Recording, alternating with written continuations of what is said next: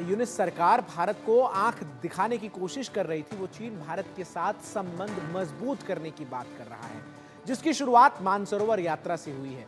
कैलाश मानसरोवर यात्रा जल्द शुरू होगी। बीजिंग में चीन के विदेश मंत्री वांग यी और भारत के राष्ट्रीय सुरक्षा सलाहकार अजीत डोभाल के बीच बैठक में इस पर सहमति बनी है। इसके अलावा चीन भारत के साथ सीमा पार नदी सहयोग और नाथुला सीमा व्यापार को बढ़ावा देने पर भी सहमत हुआ है। डोभाल 5 साल बाद चीन के दौरे पर गए हैं। इससे पहले 2019 में विदेश मंत्री जयशंकर ने बीजिंग का दौरा किया था। जून 2020 में गलवान में हुई हिंसक झड़प के बाद से दोनों देशों के बीच संबंध खराब हो गए थे। भारत चीन के बीच पूर्वी लद्दाख में 4 साल से सीमा विवाद को लेकर तनाव था। 2 साल की लंबी बातचीत के बाद 21 अक्टूबर को एक समझौता हुआ कि दोनों सेनाएं विवादित पॉइंट्स देपचांग और डेमचौक से पीछे हटेगी। इसके बाद 25 अक्टूबर से दोनों देशों की सेनाओं ने विवादित पॉइंट्स से हटना शुरू कर दिया था। समझौते के मुताबिक दोनों सेनाएं अप्रैल 2020 से पहले की स्थिति पर वापस लौट गई हैं। सेनाएं अब उन्हीं क्षेत्रों में गश्त कर रही हैं जहां अप्रैल 2020 से पहले जो गश्ती हुआ करती थी। इसके अलावा कमांडर लेवल की मीटिंग्स भी अब जारी है। चीन और भारत के रिश्तों में आ रही इस नई गर्मी को पाकिस्तान और बांग्लादेश के लिए एक बड़ा झटका माना जा रहा है।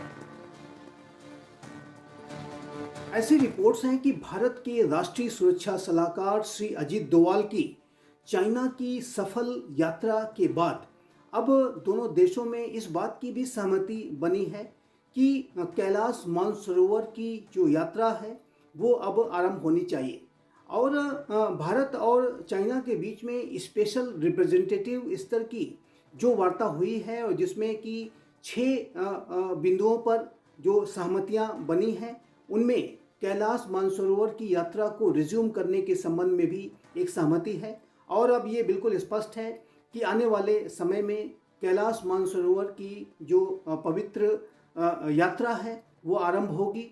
और ये जो कैलाश मानसरोवर की यात्रा भारत के जो श्रद्धालु हैं इसका वो इस अवसर का लाभ उठा सकेंगे।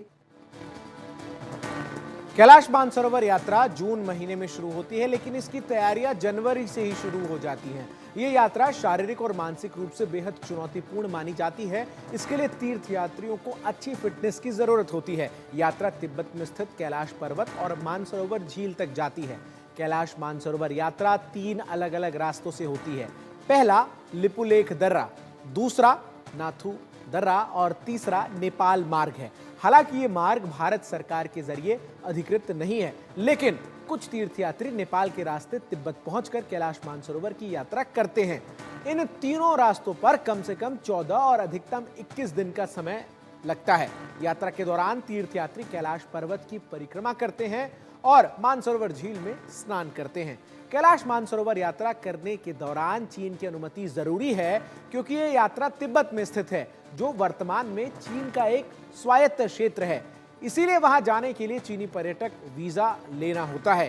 चीनी सरकार ने इस यात्रा में न्याय के लिए नियम और शर्त निर्धारित किए हैं, जिनका पालन करना जरूरी है। अब भारत के समझौते के साथ कैलाश मानसरोवर की यात्रा आसान हो सकती है। राजन सर मेरे साथ लगातार जुड़े हुए हैं। राजन सर, कितनी बड़ी डेवलपमेंट इसको आप देख रहे हैं? अजीत डोभाल की जो बैठक रही चीन में, चीन के विदेश मंत्री से, और उसके बाद की जो आउटकम सामने आ रहे हैं।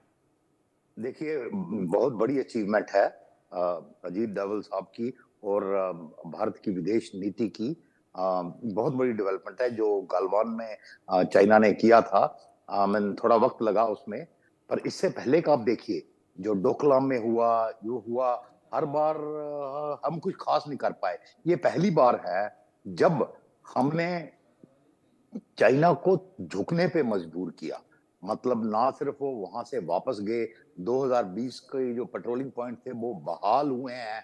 इवन नाथुला, मैं उस इलाके में रह चुका हूँ। इनफैक्ट मैंने अपना ईस्ट सिक्किम गैरिसन कमांड किया हुआ है, वहां ब्रिगेड है जो, तो नाथुला मेरे नीचे ही आता था। तो मैं उस इलाके से बहुत अच्छी तरह मतलब वाकिफ हूँ। वो रास्ता काफी लंबा है, वहां से एक पहला चाइनीज शहर आता है, या तो यहाँ से हो गए 21 दिन के करीब वहां लगते हैं। पर अभी जो उत्तराखंड से रास्ता निकाला है हमने, वो रास्ता जब ऑपरेशनल हो जाएगा वो काफी छोटा रास्ता होगा और बड़े श्रद्धालु हैं। This thing in fact I think आने वाले समय में बिल्कुल ये डेवलपमेंट तो अचीवेबल, रिमार्केबल है। लेकिन मैं एक और चीज आपसे जानना चाह रहा हूं सर, एक तरफ बांग्लादेश में जो परिस्थितियां हैं, और बांग्लादेश को इन परिस्थितियों में अगर भारत के खिलाफ होने में किसी एक देश से मदद मिलने की उम्मीद थी, वो चीन था। लेकिन अब जिस तरीके से अजीत डोभाल जो है वो 5 साल बाद चीन पहुंचते हैं, उनके विदेश मंत्री से मुलाकात होती है, और जिस तरीके से भारत और चीन के रिश्ते अब सुधरते हुए नजर आ रहे हैं, बांग्लादेश पॉइंट ऑफ व्यू से ये बांग्लादेश के लिए कितना बड़ा झटका है? ये बहुत बड़ा झटका है एक्चुअली। जब से यूनिस सरकार आई थी तब से चीन नाराज है, बिकॉज ये अमेरिकन डीप स्टेट का, आपने भी बताया, Yes. अमेरिकन डीप स्टेट का हाथ है। तो नेचुरली चाइना इसमें खास खुश नहीं था, और स्पेशली सेंट मार्टिन आइलैंड वगैरह पे अगर उनका बेस बन जाता अमेरिका का, तो इन चाइना के लिए काफी मुश्किल हो सकती थी। देखिए उनका बांग्लादेश का हाल क्या है, अंदर जो उनको प्रॉब्लम चल रही है वो तो चल रही है, उनको मदद कौन कर सकता था? पाकिस्तान तो खुद मदद करने लायक नहीं है। करेक्ट। उनके पास अपने खाने को लिए नहीं है, तो कहां से मदद आ सकती Yes. थी? एंड दूसरी तरफ से म्यांमार की तरफ से अरक्कन आर्मी वो पूरे चिटागांग में फैली हुई है। पूरे चिटागांग करके मतलब उनकी सिक्योरिटी फोर्सेस की हिम्मत ही नहीं है। सरे वो बैंक लूट रहे हैं, हथियार लूट रहे हैं इनके, एंड डिफेक्टो वो वहां पे चला रहे हैं। तो कहीं ना कहीं हमारी कूटनीति मतलब बांग्लादेश को थोड़ा सा, शायद एक डेढ़, ज्यादा नहीं लगता मेरे को, 1-2 महीना लगेगा, इनको समझ आएगा। ऑलरेडी टेक्सटाइल इंडस्ट्री इतनी ज्यादा हिट हो चुकी है कि उनके पास फॉरेन एक्सचेंज रिजर्व नहीं रहेगा। जो 15 साल लगे उनको बनाने में उस जिस देश को, और इतनी फास्ट ग्रोइंग इकोनॉमी थी, इन्होंने 6 महीने में पूरी खत्म कर दी है। भाई आफ्टर ऑल आपके पास उतना कॉटन नहीं है जितनी आप गारमेंट इंडस्ट्री हो। आपके क्या हो, आप 85% एक्सपोर्ट आपका गारमेंट है। गारमेंट यार्न से बनता है। Correct, yarn sir. जितना आप पैदा करते हो। मेरे साथ सर एक और गेस्ट हैं, वो उनको भी मैं इंट्रोड्यूस करा दूं। राणा अली मेरे साथ जुड़ रहे हैं, जो कि वरिष्ठ पत्रकार हैं पाकिस्तान से, इस वक्त सीधा हमारे साथ लाइव। राणा जी, स्वागत है आपका। और सवाल यह है कि जिस तरीके से पाकिस्तान को चीन से बहुत ज्यादा उम्मीदें रहती हैं, लेकिन अब जब पाकिस्तान में जो हालात हैं, और चीन भी जो इन हालातों को देखता है, लगातार जो चीन के लोग पाकिस्तान में रह रहे हैं उनको जब टारगेट किया जा रहा है, तो क्या ऐसा लग रहा है कि जो मोह भंग है वो हो रहा है पाकिस्तान से चीन का?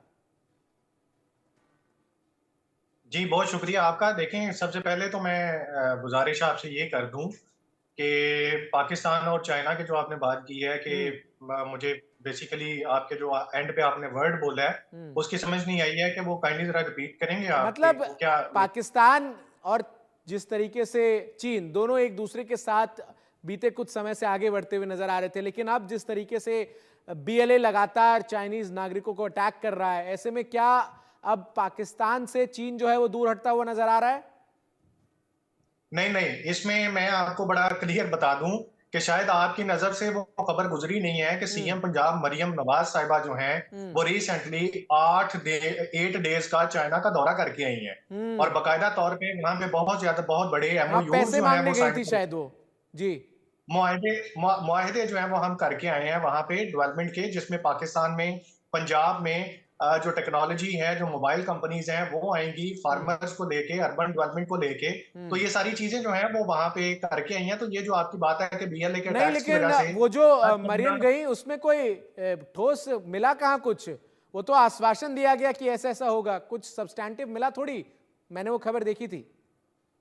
नहीं, आपने नहीं देखी ना, आपने देखी होती अरे तो मैं फिर देख रहा आपको हूं, सारे तभी बता रहा हूं सर आपसे। है नहीं है। अच्छा, इसमें मैं आपको ये बता दूं कि जो ये बात आप बार बार करते हैं कि पाकिस्तान और चाइना, और मुझे बड़ी खुशी है, मैं जब भी डिबेट में बैठता हूं और मुझे ये जान के और सुन के बड़ी एक फख्र भी महसूस होता है कि चले कम से कम आप लोग ये मानने को तो तैयार हुए कि पाकिस्तान और चाइना जो है वो दुनिया में है, एग्जिस्ट करते हैं और हमसे आगे हैं, यानी कि भारत से आगे हैं। ये तो आप कम से गलतफहमी कम है डरे आपकी, और इसको हुए आप होते, जल्दी ही दूर कर डरे लीजिए हुए कि और आप जो सहमे है वो हुए भारत जो से आगे अल्फाज हैं। होते हैं तो अली वो साहब, बड़ा ये बड़ा गलतफहमी आप करते समय हैं रहते और दूर हम कर इसको लीजिए बड़ा तो आप enjoy लोगों के लिए फायदेमंद होगा कि आप भारत से आगे हैं। आपके साथ चीन के संबंध किस लिए हैं ये तो पूरी दुनिया जानती है। आपने अपना आधा देश जो है वो चीन को किराए पे दे दिया है, और अब जब चीन के लोग वहां रह रहे हैं, उनको बीएलए के लोग लगातार हमला जब उन पर कर रहे हैं, तब अब चीन आप पे प्रेशर कर रहा है कि भाई बीएलए पर एक्शन लो, और बीएलए के सामने आपके हाथ पांव फूल रहे हैं। क्यों राजन सर? मैं राजन सर को चर्चा में ऐड कर लेता हूं।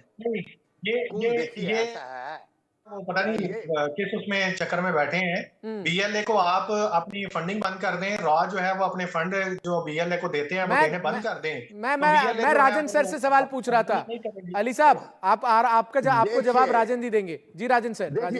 देखिए ये फंडिंग का चक्कर आप छोड़ दो कि भारत कर रहा है, ये करता है, पूरी दुनिया में रो रहे हो, कोई आपका यकीन नहीं कर रहा। आप पूरी दुनिया को पता है कि पूरे इस इलाके में, साउथ ईस्ट एशिया में अगर आतंकवाद की कोई जड़ है तो वो पाकिस्तान है। अपना बिया हुआ बोझ गो रहे हैं, अपने किए हुए की सजा हमारे यहाँ तो कर्म में विश्वास करते हैं। आपके कर्म है, आप भोग रहे हैं, हमारे कर्म है, हम अच्छा कर रहे हैं। तो ये आपका किया हुआ है सारा कुछ। आपके इलाके में, पूरे पाकिस्तान में जमहूरियत ही कब रही? यहाँ अभी भी आज क्या है जमहूरियत? आप मानते हो कि आज क्या जमहूरियत है? तो ये क्या देश है क्या ये? मतलब कभी इधर कटोरा, कभी उधर कटोरा, कभी सऊदी अरेबिया के पास, कभी उधर के पास। अरे दुत्कार के लोग बात करते हैं, पासपोर्ट आपका किसी काम का नहीं है। अरे किस चीज में घमंड करते हो कि भी भारत से आगे है? बताइए भाई अली साहब। और सऊदी की बात हुई, सऊदी के प्रिंस ने कहा कि भाई पाकिस्तान से जो टूरिज्म के नाम पर, हज उमरा के नाम पर भिखारी भेजे जा रहे हैं। बात सुन लीजिएगा जी, बात सुन लीजिएगा। आप बीच में मुझे टोकिएगा मत। मुझे आप सही बातें कहेंगे, मैं पूरा सुनूंगा। कहिए।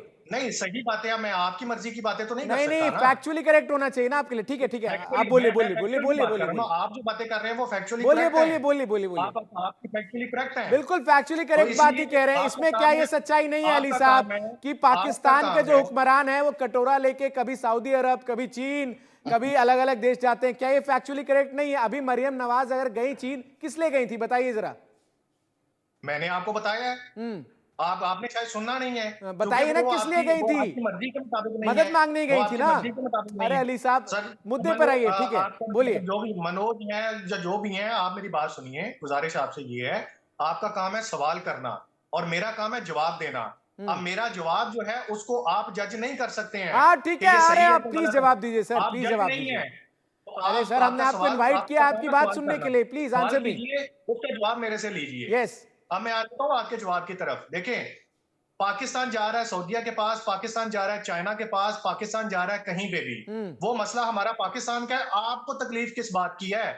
आप क्यों उछल रहे हैं? आपका खून क्यों खौल रहा है? आप अपनी तकलीफ बताइए कि हमें ये मसला है, हमें हमारा ये हल कीजिए। हम जहां मर्जी जाएं, हमारे डिप्लोमेटिक टाइज हैं, हमारे डिप्लोमेटिक रिलेशंस हैं। हम चाइना के पास जाएं, हम रशिया के पास जाएं, हम अमेरिका के पास जाएं, हम सऊदीया के पास जाएं, जिसके पास मर्जी जाएं। आप कौन होते हैं इस चीज पे डिबेट करने वाले? बिल्कुल सही है, भीख मांगना आपका हक है। बिल्कुल राजन सर आंसर दे ही रहे हैं। राजन सर का एक बार आंसर सुना लीजिए, फिर मैं अली साहब को एक और बड़ी खबर दूंगा। अली साहब एक मिनट, एक छोटा सा आंसर राजन सर आपको कुछ दे रहे हैं, उसके बाद मैं एक और इंटरेस्टिंग खबर आपको दूंगा। हम आपसे ऑब्जेक्शन थोड़ी कर रहे हैं कि भी किससे भीख मांग रहे हो। वो भीख मंगे का हक होता है, जो भी उसको भीख देगा उसके पास जाएंगे, उसमें हमें कोई ऑब्जेक्शन नहीं है। आप किससे भीख मांग रहे हो? हम तो हालात बयान कर रहे हैं, हालात बयान कर रहे हैं। ठीक है, मैं राजन सर और लीजिए एक मिनट। अली साहब एक और खबर मैं दर्शकों को बता रहा हूं, आप जरूर ध्यान से खबर सुनिएगा। खबर यह है कि अमेरिका ने पाकिस्तान